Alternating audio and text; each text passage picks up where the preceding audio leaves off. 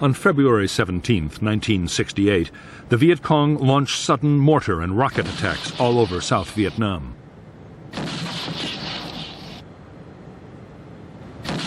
The attacks were no more than a symbolic gesture.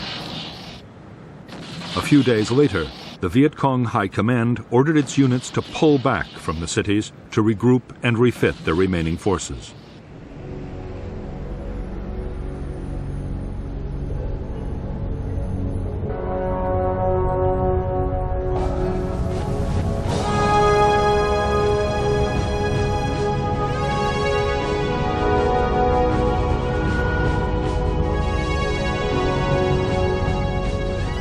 When the Viet Cong High Command ordered its guerrilla units to withdraw from the cities, it made one clear exception.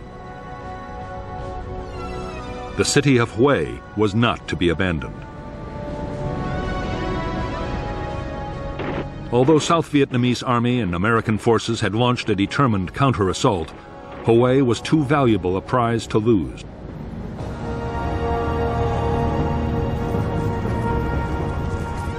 By the fourth day of the Hue battle, 1,000 more South Vietnamese Army troops had been airlifted to the city. The Americans had been reinforced by 1,200 Marines.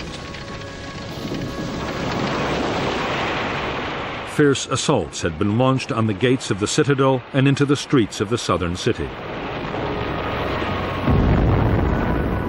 By now, the 12,000 NVA and NLF troops in and adjacent to Hue had fortified almost every city block. The attackers were forced to advance down narrow streets and through gardens, fighting their way from house to house. Around every corner were strongpoints bristling with heavy weapons.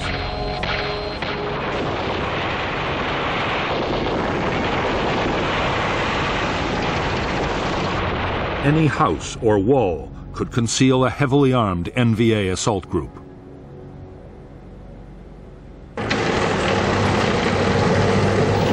At the start of the battle, in the hope of saving the imperial city from complete destruction, the South Vietnamese had insisted that the Americans not use artillery or aircraft to destroy enemy fortifications.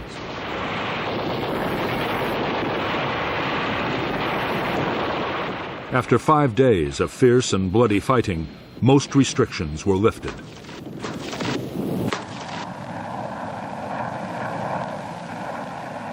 Bombers and artillery support were called in to hit NVA strongpoints.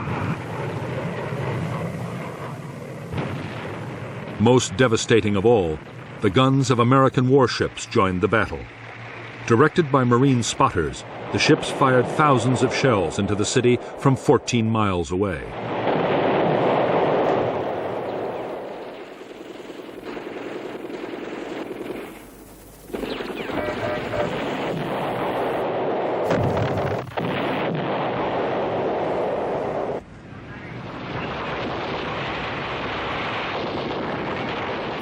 Meanwhile, in spite of frantic American efforts, U.S. reinforcements west of the city were still struggling to reach the battle zone.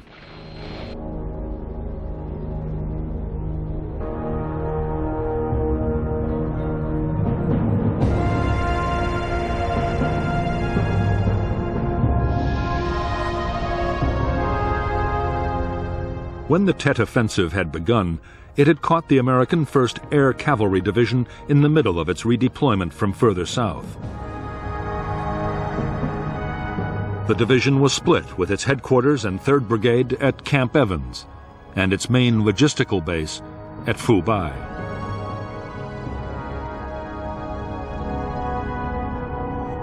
When the North Vietnamese had begun their attack on Hue, they had cut Highway 1, the vital road link between the air cavalry's fighting units and its stocks of fuel and ammunition.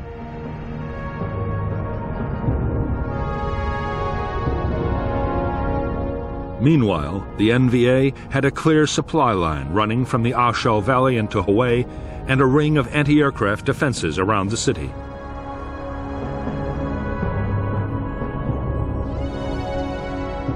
The air cavalry could send only a single battalion to advance on Hue. It was dispatched without artillery support, and with air cover impossible because of bad weather, the battalion was cut off and only just escaped annihilation. It would take nearly 3 weeks for the 1st Cavalry Division to assemble the men, fuel, and ammunition it needed to start cutting the North Vietnamese Army's supply lines into Hue.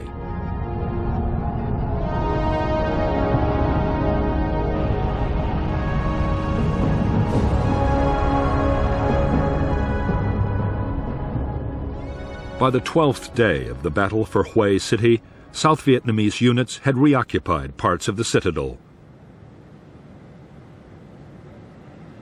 The Americans had almost cleared the city south of the river and had been reinforced by 500 more Marines.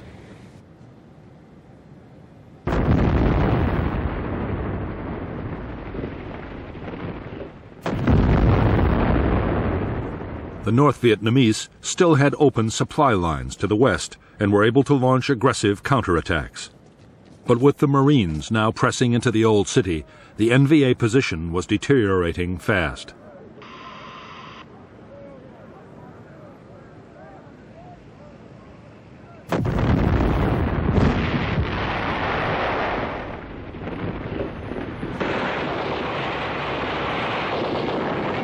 To help defend the citadel, the Truong Tien Bridge across the perfumed river had been blown up by a Viet Cong demolition team. Supplies and reinforcements for the South Vietnamese Army and the U.S. Marines fighting inside the citadel had to be sent by landing craft.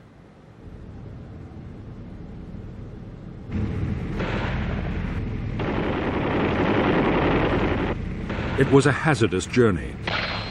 The boats had to skirt an enemy-held area and sail under the guns of NVA troops.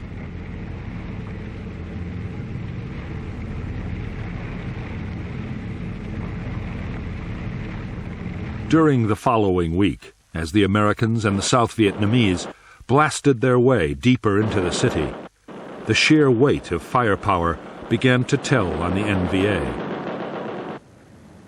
Their commander asked for permission to pull out,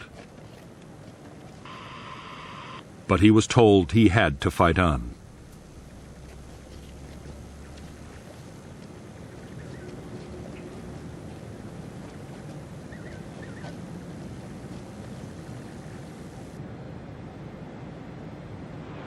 The battle continued through to the night of February 23rd, with days and nights of savage fighting, before the NVA were finally driven from their last redoubt in the Citadel's imperial palace.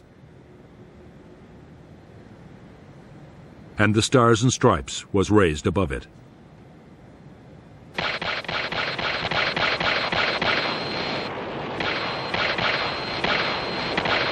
Retaking Hue cost nearly 400 South Vietnamese Army and more than 140 U.S. Marines' lives.